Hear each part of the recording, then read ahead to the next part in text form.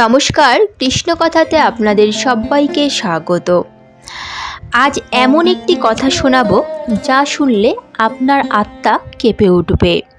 সারদা মায়ের একটি ছবি, হ্যাঁ, শুধুমাত্র একটি ছবির সামনে দাঁড়িয়ে চোখ বন্ধ করে হৃদয় খুলে যদি আপনি বলেন, মা, আমার ভাগ্যে কি আছে, বিশ্বাস করুন আপনি ঠিক উত্তর পেয়ে যাবেন। আপনি যার ছবি ছুঁচ্ছেন তিনি সারদা মা, মা কালী স্বরূপা। শুধু ঠাকুর শ্রীরামকৃষ্ণের ধর্মপত্নী নন, তিনি আছেন মা দুর্গার মতো সর্বত্র সর্বসময় আপনার পাশে। সারদা মা কে ছিলেন? সারদা মা জন্মগ্রহণ করেন 1853 সালে জয়রামবাটিতে। তিনি ছিলেন এমন এক মায়ের প্রতিমূর্তি যিনি নিজেকে বিলিয়ে দিয়েছিলেন ঈশ্বর ও সেবার জন্য। তার জীবন ছিল অনাড়ম্বর কিন্তু অলৌকিকতায় ভরা। ঠাকুর শ্রীরামকৃষ্ণ বলতেন, তোমার মধ্যে মা কালী স্বয়ং বাস করেন। মা কেবল বাইরের শক্তি নন, তিনি অন্তর্যামী। সারদা মায়ের ছবি কেন বিশেষ? সারদা মায়ের ছবি মানে এক জীবন্ত অনুভূতি। যারা ভক্তি ভরে তার ছবির সামনে বসেন তারা জানেন ছবির চোখ যেন আমাদের দিকে তাকিয়ে বলছে, আমি জানি তুমি কি ভাবছো। মা সব শুনতে পান, মুখে না বললেও হৃদয়ের কথা জানেন। অনেক সাধক বলেছেন মা তাদের স্বপ্নে এসে পথ দেখিয়েছেন শুধু ছবি ছুঁয়ে ডাকার কারণে। একজন গৃহবধূর জীবনে যখন কোনো পথ ছিল না, শুধু ছবির সামনে বসে কেঁদেছিলেন, সেই রাতে মা স্বপ্নে এসে বলে গেছেন, তুমি ভয় পেও না। মা ছিলেন মন দিয়ে শুনতে জানতে এমন এক আদর্শ নারী। তার ছবির দিকে তাকিয়ে প্রশ্ন করলেই অনেক সময় অন্তরের মধ্যে ভাব এসে যায়। কখনো চোখে জল আসে, কখনো মনের মধ্যে এক তীব্র শান্তি। এটাই মায়ের উত্তর। মা শব্দে কথা বলেন না, মা বলেন অনুভবে।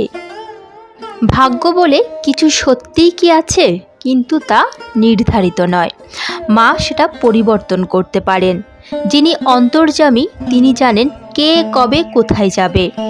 আপনার হৃদয়ের ভাব দেখে মা বুঝে যান আপনি কতটা প্রস্তুত। ভাগ্যলিপি লেখা থাকতে পারে, কিন্তু মা চাইলে সব মুছে নতুন করে লিখে দিতে পারেন। চলুন এবার কিছু বাস্তব ঘটনার উল্লেখ করা যাক। ঘটনা 1, চাকরিপ্রার্থী যুবকের অলৌকিক অভিজ্ঞতা। নামধারী একজন যুবক, নাম দেবাশিস, বয়স 30।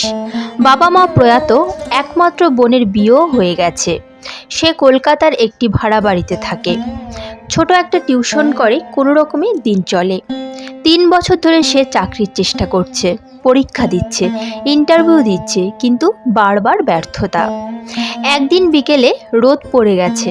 সে নিজের ঘরের কোণে রাখা সারদা মায়ের একটি পুরনো ছবি দেখল, যা ছোটবেলায় তার মায়ের দেওয়া ছিল। ছবির কাছে ধুলো, ফ্রেম কিছুটা ফাটা, কিন্তু চোখ দুটো যেন জীবন্ত। সে কাঁদতে কাঁদতে মায়ের ছবির সামনে বসে পড়ল এবং বলল, মা, আমার ভাগ্যে কি আছে, আমি আর পারছি না। তুমি যদি আছো, কিছু একটা করো। আমি এখনই জানবো আমার কথা তুমি শুনলে কি না। সে চুপ করে বসে রইল 10 মিনিট। তখনই একটি ফোন এলো। দেবাশিস, আমি বিকাশদা বলছি, মনে আছে তো? আমাদের অফিসে একটা চাকরি খালি হয়েছে, কাল ইন্টারভিউ দে, তোর নামটা আমি রেফার করেছি। তার চোখে জল চলে এলো।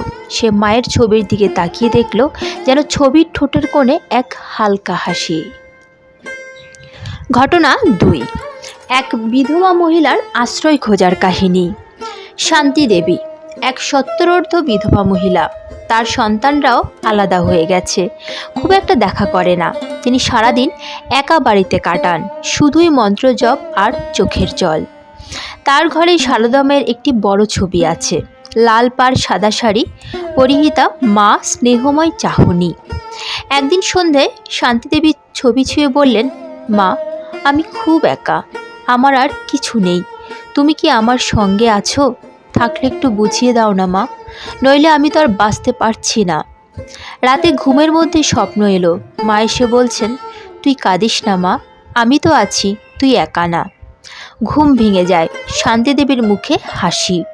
সেই সকাল থেকে তার মধ্যে এক অদ্ভুত প্রশান্তি, যেন কেউ সত্যিই পাশে আছেন। এরপর তার পুরনো ছেলে বন্ধু রত্নাদি ফোন করে বললেন, তুই কি আমার কাছে এসে থাকবি কিছুদিন? আমি একা খুব। শান্তিদেবী বুঝলেন মা কথা রেখেছেন, মা পাশে আছেন। এবার ঘটনা 3। এক গৃহবধূর সংসার রক্ষার অলৌকিকতা। মালবিকা এক নববিবাহিতা গৃহবধূ। স্বামীর সঙ্গে সম্পর্কে দূরত্ব। শ্বশুরবাড়ির সদস্যরা তাকে মান্য করে না। সে ভেতরে ভেতরে ভেঙে পড়েছিল। একদিন পাড়ার ঠাকুর ঘরে গিয়ে সারদা মায়ের ছবির সামনে বসে পড়ল। সবার অজান্তে সে ছবির পায়ে হাত রেখে পড়ল, মা, তুমি যদি সত্যিই আছো আমাকে দেখাও যে আমার সংসারটা বাঁচবে, আমি যেন আমার ভালোবাসা ফিরিয়ে আনতে পারি। সেই রাতেই স্বামী তার পাশে এসে বসে বলল, তুমি অনেক কিছু সহ্য করেছো জানি, আমি খারাপ ব্যবহারও করেছি, আমি সত্যিই চেষ্টা করব তোমাকে ভালো রাখার। মালবিকা কিছু বলল না, সে শুধু মুচকি হাসল আর মনে মনে বলল, মা, আমি বুঝেছি তুমি আছো, তুমি আমার কথা শুনতে পাচ্ছ। সারদা মা শুধু ছবিই নন, তিনি জীবন্ত আশীর্বাদ। আপনি যদি বিশ্বাস করেন ভক্তি ভরে তার ছবি ছুঁয়ে নিজের মনের কথা বলতে, তিনি আপনাকে ঠিক উত্তর দেবেন, হয়তো স্বপ্নে, নয়তো বাস্তবে, অথবা নিজের হৃদয়ের গভীর প্রশান্তিতে। আপনার জীবনেও যদি এমন কোনো ঘটনা ঘটে থাকে তাহলে নিচে কমেন্টে অবশ্যই জানাবেন। চলুন তাহলে এবার জেনে নেওয়া যাক কিভাবে মাকে ডাকবেন। পদ্ধতি 1 নম্বর হলো মায়ের ছবিটি সামনে রাখুন। চোখ বন্ধ করে 3 বার জয় মা সারদা বলুন। তারপর মনে মনে প্রশ্ন করুন, মা, আমার ভাগ্যে কি আছে? মন শান্ত করুন। লক্ষ্য করুন আপনি কেমন অনুভব করছেন। 1 পাতা কাগজে লিখে ফেলুন মায়ের কাছে প্রার্থনা। অনেক সময় নিজেই উত্তর ভেসে আসে মনে। কারা এই ভিডিওটি মন দিয়ে দেখবেন?